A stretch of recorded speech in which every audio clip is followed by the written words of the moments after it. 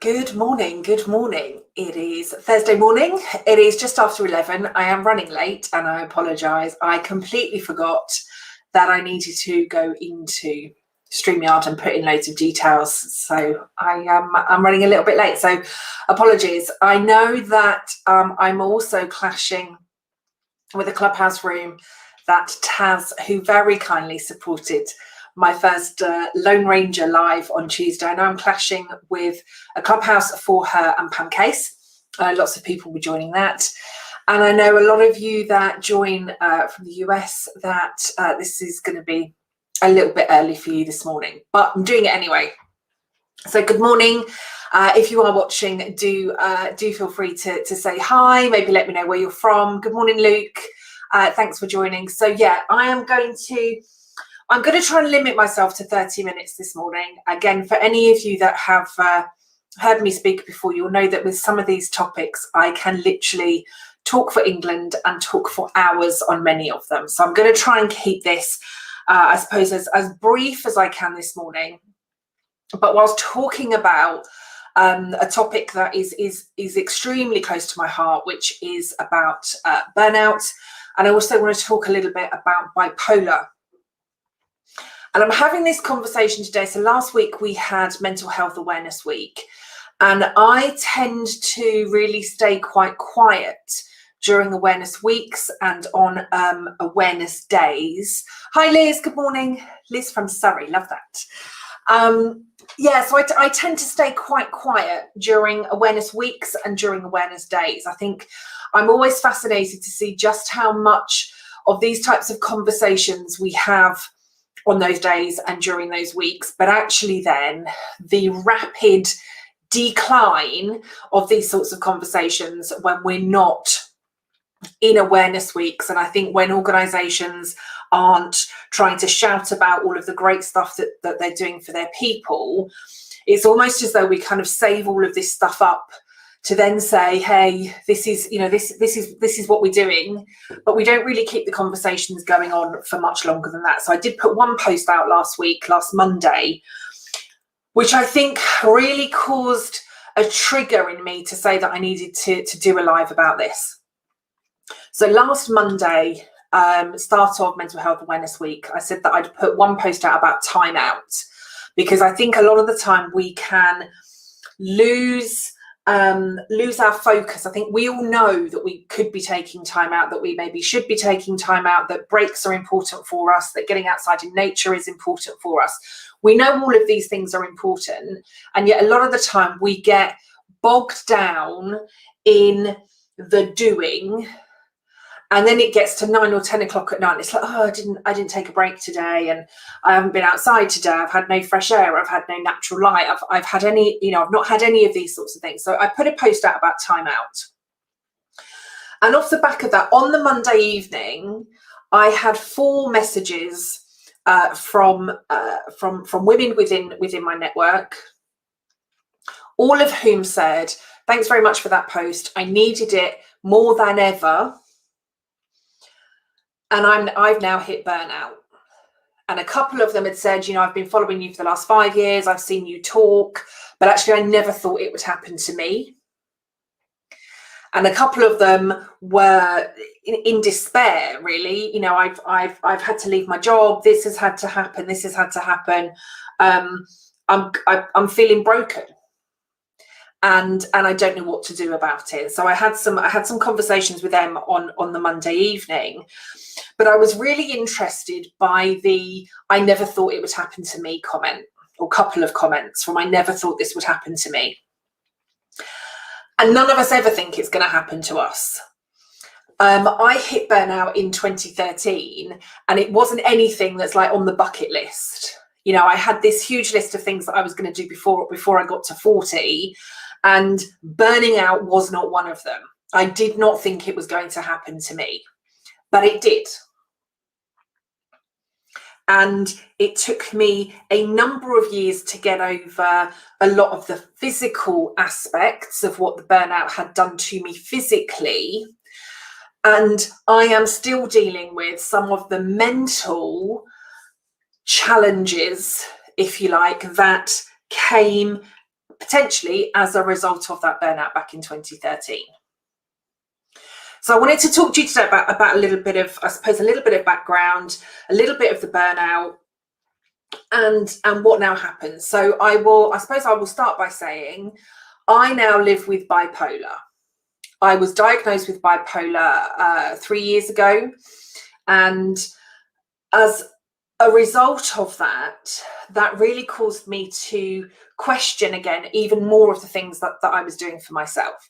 Now, nobody can tell me, nobody can give me a definitive as to whether this was something I was born with or whether this was something that was developed. But bipolar is something that can take up to 10 years to diagnose, and there really is no definitive. But I live with bipolar on a daily basis. And for me, receiving that diagnosis was initially really, really hard.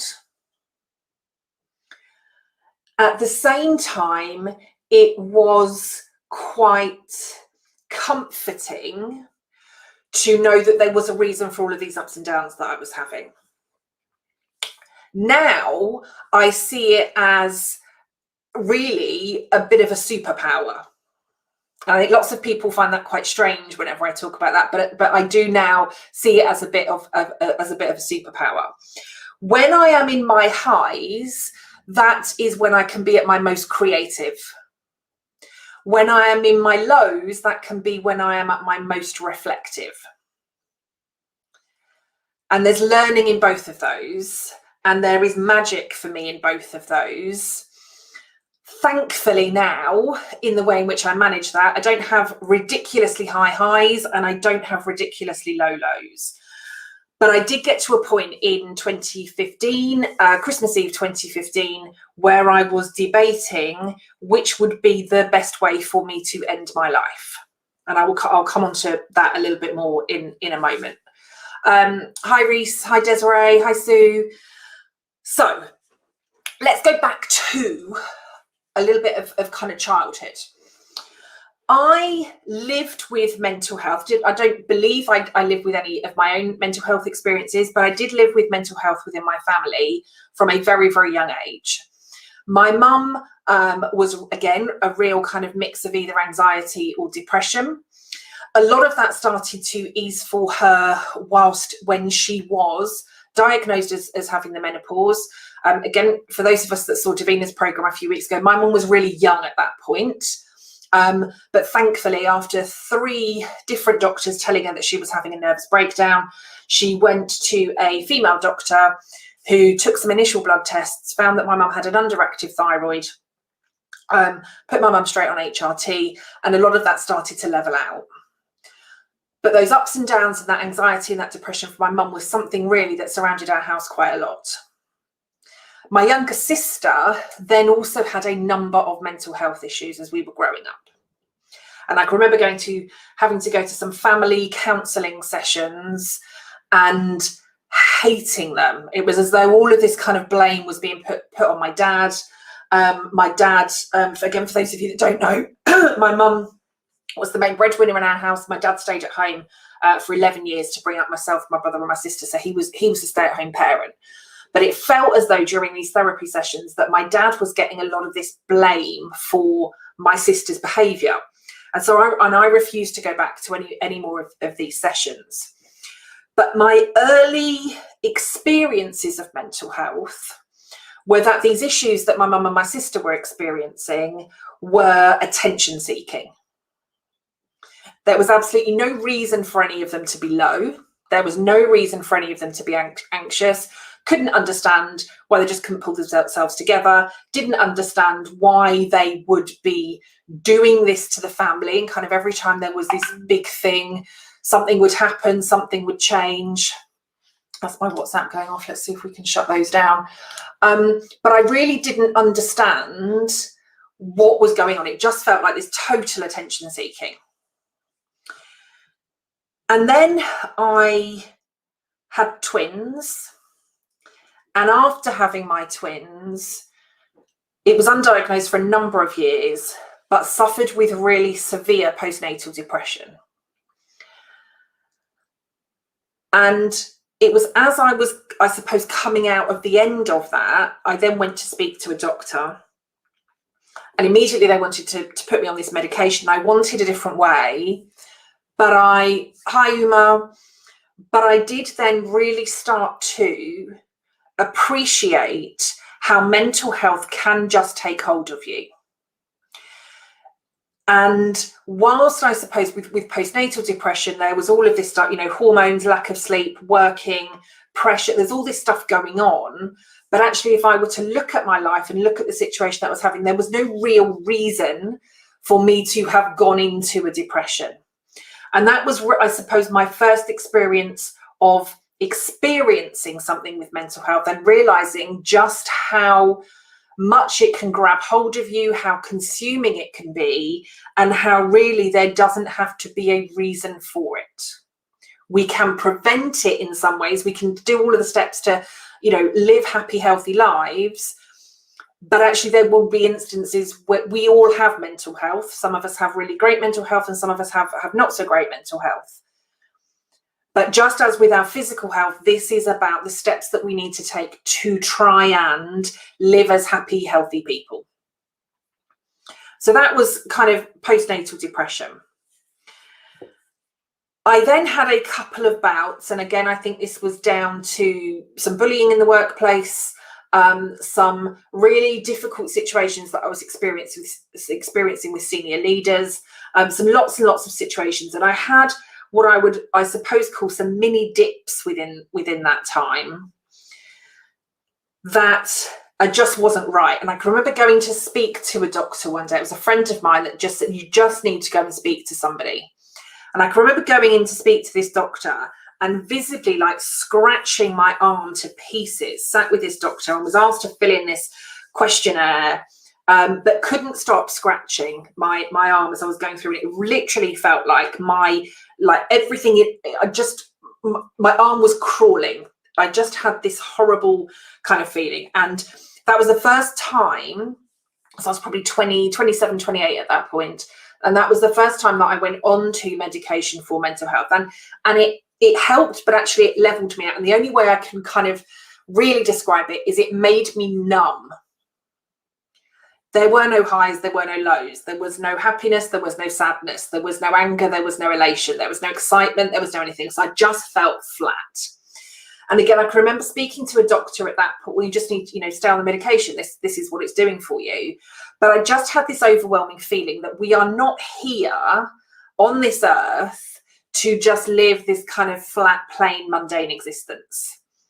All of the emotions that we feel throughout our lives, we are social, emotional beings, and all of those emotions are really there to be felt. And so this feeling of plateauing. So it was at that point I started to speak to and work with some different therapists, and I started to get into a little bit more to yoga and meditation and understanding the differences in diet and lots and lots of different things. And really then thought that I was fine, talked to my doctor about coming off the medication, and I was then fine. Until 2013, when I hit my burnout. And my burnout in 2013 started in the very first week of January 2013 and really manifested in severe physical pain, severe physical symptoms, not being able to stand up, having pain that was so severe that I passed out on a train on the way home one night, really couldn't stand up, couldn't do anything, had 4 or 5 different admittances, maybe even more actually. And I was but 6 or 7 different admittances to A&E. Nobody could get to the bottom of what was wrong with me. But eventually I was kind of put under the care. This was going on for about 7 months. And eventually I was put under the care of 2 different consultants for 2 different severe health concerns, health issues.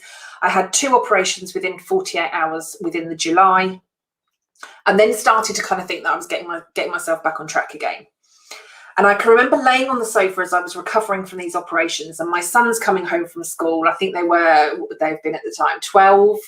My son's coming in, and my way of telling them that I was feeling better was, don't worry, Mum's going to be fine, and I'm going to be back at work soon. Like that seemed to be my barometer of I'm getting better, I'm okay. And my son sat on the coffee table in front of me and looked at each other and then said to me, but we don't want you to go back to work, Mum, because your job is killing you. And that was a real eye-opener. And from that point, I had to realise that something had to change. And it caused me to think about and reflect on the work environment that I had been in, the people that I had been working with, why I had initially gone into HR in the first place. And it genuinely was to change the world of work, to stop this Monday to Friday dying syndrome that so many of us go through week in, week out. This is why I joined the HR community. This is why I joined the HR sector. And for most of the last 7 years, up until that point in 2013, really all I had been doing was writing strategies at the request of the exec that none of them read because the people stuff wasn't as important as everything else. Having all of the people stuff bumped from exec meetings on a repetitive basis. Having exec team members just being toxic and backstabbing and awful. And for people within the organisations, whilst I did implement some amazing stuff, and my teams implemented some amazing stuff, pretty much all I had been doing for 7 years was making people redundant. That is not why I joined HR. But I did say from that point that when I got back to work, I would be more aligned to my values. I would be back doing all of the incredible stuff that I wanted to be doing. And I went back to work in the September, and by the January, I'd started the Chrysalis Crew. Because the environment I recognised was not one that I would be able to flourish in. The environment and working with that exec team was not a place that was healthy, and it was not somewhere that I could stay continuing to have HR blamed and put down and have lots of different external consultants stabbing us in the back and hurting us and hurting people across the organisation. I couldn't do that. So I started the Chrysalis Crew back in January 2014. And I started to make a lot of changes, and I decided at that point that the crew would be an ethical consultancy. We would be focused on doing good, partnering with HR, changing the world of work, doing amazing stuff, which is really why I had started my HR career. And then in 2015, so at the end of 2014, my husband and I had separated. I'd moved house. I'd started to grow the team within the business. And July 2015, I was re-diagnosed with epilepsy. So I was diagnosed when I was aged 11 with what they call petit mal epilepsy, which is kind of blackouts. So thankfully, I've never had a seizure, but I used to have blackouts. And I started to get this kind of blackout experience again in the summer of 2015. Was told that my epilepsy must be back. You need to take this medication. And so I started to take the medication. I had also been speaking to lots of different, hey, Michael Fernhead. I had also been starting to listen to and coach lots of leaders, lots of HR professionals, lots of change, all of those sorts of things as I was going through. And I'd started a hypnotherapy course and qualification, a psychotherapy course and qualification. I'd started to understand neuroscience. I wanted to understand why I had got to that point of burnout, what I could do to stop my coaching clients getting to that point of burnout, and genuinely how I could help leaders identify some of the behaviors and toxicity that they were creating that was putting this burnout and creating this burnout for other people. And I genuinely believe, and Gary knows that I'll say this, without that hypnotherapy training in 2015, I genuinely do not believe that I would still be here. Because when it got to that Christmas Eve of 2015, and Michael Fernhead, who has just joined, is my partner. He's my business partner and my wonderful life partner. But I had to call him. He was out on Christmas Eve, and I had to call him to ask him to come home. Because the thoughts that I was having were, do I jump off the railway bridge or do I jump in the river? And I had to say to him, I need you to come home to talk to me, because I knew by talking about it, I could move from one part of my brain to the logical part of my brain that would get me out of this, how do I end it all scenario. And it worked. And thankfully I stopped taking the medication. I from that point was fine, but I still continued to have lots and lots of different ups and downs. And I've worked with incredible medical professionals, and I've worked with amazing therapists, and my yoga is part of now what I do. I don't drink alcohol anymore because the hangovers weren't helping. The way in which drinking alcohol was impacting my sleep, I know that my anxiety increases massively if my sleep goes. I know that there are things that I have to do on a daily basis to help with my bipolar, to reduce my anxiety, to mean that I don't get to a point of depression, to mean that I do all these things. And that doesn't mean it's perfect every day. Yesterday, I was having a great day, got to about 3 o'clock in the afternoon, and I just started to feel some of my anxiety rising. So I had to sit down, got a book, drank some water, did some breathing, got myself sorted, was then fine. But that little bit of anxiety that I'd had in the afternoon then knackered me out. I was absolutely knackered then yesterday evening, to the couldn't function, couldn't get sentences out, couldn't do anything. This morning again, I'm fine. I've had a good night's sleep, I'm feeling good. But I have to watch my energy levels. And so it's really important for me now that everything that I do is about ensuring that my mental health is good. Removing myself from relationships and situations that I know are not going to be helpful for me, working with people that I know lift my energy, doing work that I know lifts my energy, eating foods that I know are good for my energy, drinking peppermint teas and waters that I know lift my energy, prioritizing my sleep. Burnout, as I started by saying at the beginning, none of us think that we are going to get there. And we've all seen the tick lists and check boxes of this is what you have to do on a daily basis to ensure that you are looking after your mental health. And on paper, we all know that that stuff is important. I'm going, I could improve it better. I could do a bit more of this. I could do a bit more of this, and I could do a bit more of this. And then it's like, well, if I get the time, if I had the time, I might go to the gym. If I had the time, I'd get out with the dog more. If I had the time, I would meditate more. If I had the time, I'd cook healthier meals. If I had the time. And time seems to be a really big factor. The reality is, if you do not create the time within your working day, you will very likely be one of those people that sends me a message that says, Kelly, I heard you.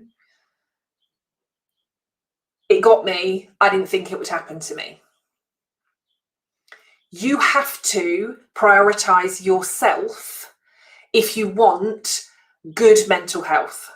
You have to prioritize yourself if you want to avoid burnout. And it's kind of like full stop on that. You have to prioritize yourself. And lots of us are like, oh yeah, but for the kids, for the dogs, for my other half, for my work, for my colleagues, for my team, for my parents, for whatever it is that it may be, there's always going to be something that comes up. I now have non-negotiables. My morning routine, I do not come downstairs in the morning until I have done my non-negotiable morning routine, because I know if I rush into the day without giving myself the headspace and the thinking space that will set me up for a good day, I am no good. I will automatically go into a panic mode of, oh my God, I've got all of this stuff to do today. So my non-negotiable morning routine happens. In my diary, every single day, I have my lunchtime blocked out. I have an hour blocked out in the middle of every day. I don't always step away for an hour. Sometimes I step away from 10 minutes. Sometimes I step away for 20 minutes. Sometimes it is an hour. Sometimes it's 90 minutes if I'm in between clients. I might, put one of my favourite things on the TV, sit and have a bit of lunch. I might go and sit in the garden. I might go out and walk the dog. But I have an hour every single day that is my time. And then I ensure at the end of a day that I have my downtime. My downtime for my journaling, to process the day, to do my meditation. Maybe it's a bit of yoga, maybe it's not. Maybe it's a bit of meditation, maybe it's not. Maybe it's listening to a guided meditation, maybe it's not. But there is always something at the end of the day that allows me to decompress the day. And I do that to ensure that I keep my sleep, because without my sleep, I'm no good, literally no good. My family will tell you that, Mick will tell you that, everybody will tell you that I am no good without my sleep. And so I suppose my key message today is, you may not think it will happen to you. You might think this is something that happens to all of those people over there, all of those people in your community, all of those people that work differently to you, or look differently to you, or live somewhere, you know, differently, have a different life, have different responsibilities. This can genuinely happen to any of us. And if you are not your own priority, you may well be one of these people that it hits. And as I started by saying at the beginning, I am still not over the burnout that I had in 2013. And I'm 8 years later, and I am still living with some of the consequences of that. Now, there were signs, you know, burnout, you don't just wake up one day and it's like, oh, I'm burnt out. There were signs, and everybody that I've spoken to that has experienced burnout will say that some of these signs are similar. But again, it may be different for all of us. But I was starting to get headaches. I was starting to get a lot of brain fog. My confidence was starting to hit rock bottom. I was withdrawing from all of the activities and all of the people that I used to love spending time with. I was working harder and harder and harder, thinking that the harder I pushed, the better I would be. I was overperforming. I was having brain dumps on the train on the way home that some of my colleagues must too. Liz, you're absolutely welcome. Enjoy your corporate crap. But yeah, let me just take care, look after yourself, and hopefully we'll see you again soon. Yeah, so there were signs, but I had an excuse for every single one of these signs as to why they were happening. The headaches were because I was spending a bit more time on my computer every day. The brain fog was probably because I wasn't drinking enough water every day. When I started to get some of these stomach cramps, it was because you've not eaten enough today. I had an excuse for every single symptom, every single little sign that was starting to happen as a result of this burnout. And I genuinely, as I look back at it now, the ridiculous, crippling amount of pain that I started to experience in that January 13 was kind of like just the biggest shout out ever that my body could give me. Like, we have been giving you these little signs for the last 6 or 12 months and you've been ignoring every single one of them. Like, if this is what we have to do to get your attention, this is it. And you have to stop. And I didn't stop. I don't know if any of you have ever seen that episode of Friends where Phoebe's like working from her hospital bed. She turns into this very important person, you know, with her suit and you know, her laptop, her PDA and all that sort of stuff. I was working from my hospital bed every single time I was admitted to hospital, because I was an important HR director with important work to do, and all of this stuff needed to happen. I look back on it now, I want to go back and strangle that Kelly that was working from that hospital bed, because it was absolutely ridiculous. And I remain so passionate about this. I'll say this and then finish here. If anybody has got any questions, if you want to type them, I'll do my best to answer them. I'm obviously not sticking to the half an hour that I said I would do. I told you I could get carried away with this stuff. But if anybody has any questions, get typing, and I'll do what I can to answer them. But one of the things that made me so passionate about this, it wasn't until after I had left my corporate role. So I was 4 or 5 months into starting the Chrysalis Crew. So that was the first consultancy that I started when I left corporate. I remember receiving a phone call one day to say that my replacement, the replacement HRD that had gone into the business, had passed away in her sleep during a leadership development kind of away days, a few leadership development away days. And up until that point, as far as everybody was concerned, she had been really, really healthy. Now, I'm not going to say that the work was the reason for that, but it wasn't until that point that I found out that the 2 previous HR directors to me had also developed severe physical illness. Now, if that's 4 of us at a senior HR level, 3 of us have developed really serious physical illnesses and 1 is no longer here anymore, there is an issue. Now, a lot of that could have been an issue with that particular organisation, but I also think a lot of it is to do with the mentality and mindset that some of us as HR professionals have. And at the time, there was no support available for HR professionals. I can remember reaching out to the CIPD at that point and saying, this is where I'm at, I need some help. We need to contact your EAP provider. End of conversation. I wasn't happy with that. And with all of the training that I have done since, then as from a crew perspective, I developed and we delivered the world's first mental wellbeing for HR workshop. Now, there are many others that are now doing similar things. And I'm super pleased with that because we need it.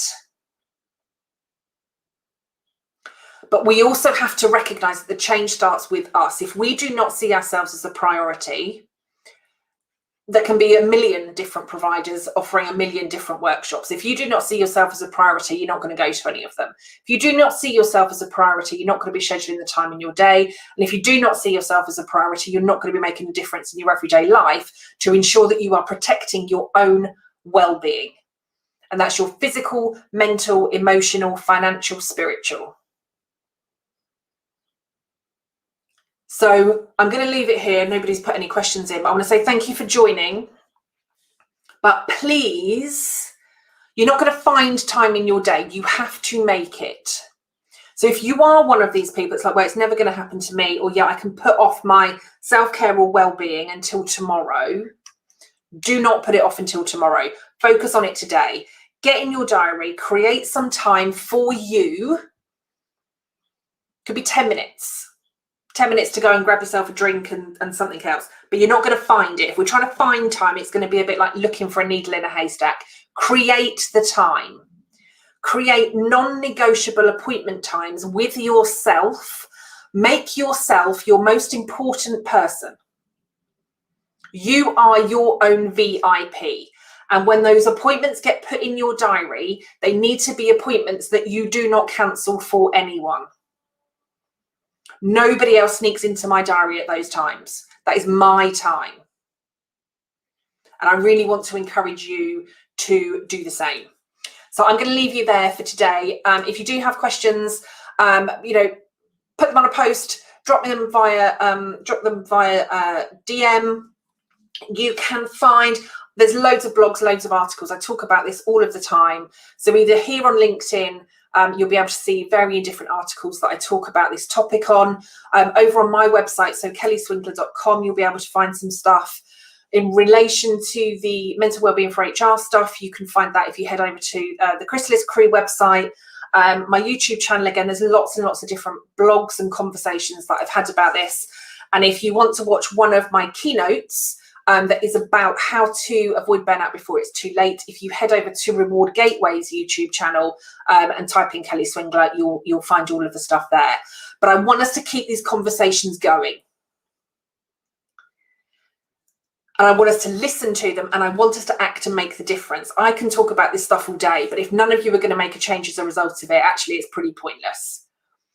So think about one thing that you can take from this talk today, make the change, put the time in your diaries, and I'll leave you there. Take care for now. Have an awesome rest of the day, everybody, and I'll see you again next time. I will be back. I know Reese's already asked. I will be back for my usual fortnightly lives with my amazing friend Laura Mazzullo. We will be back on Tuesday, 4 p.m. GMT. And we will be talking about lots of good stuff for the HR communities. Have an awesome day, everybody. Take care. I'll see you soon. Bye-bye.